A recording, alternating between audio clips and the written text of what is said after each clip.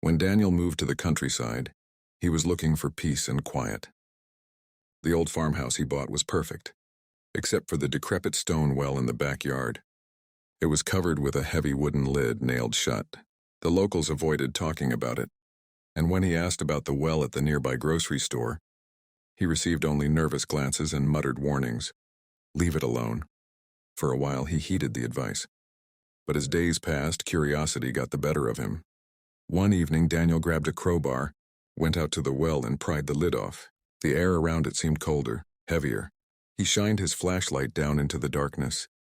The beam stretched down the stone walls, revealing damp moss and thick cobwebs, but nothing else.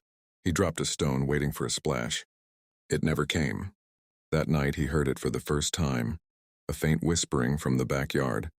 It was barely audible, like a distant conversation just at the edge of hearing. He peered out the window, but all he could see was the well, standing silently under the moonlight. He told himself it was the wind. The next night, the whispers grew louder.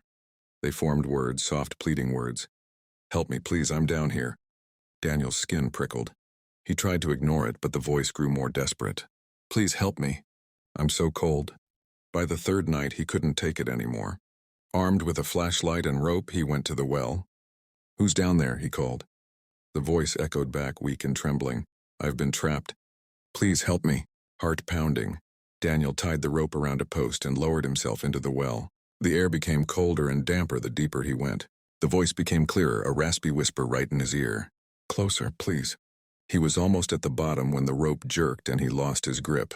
He fell into freezing, ankle-deep water. Panic surged through him as he realized he was not alone. A cold hand gripped his ankle. He aimed his flashlight down, and what he saw froze his blood. A face, pale and grinning with hollow eyes staring up at him. The last thing he heard before the light went out was the voice, no longer pleading but mocking.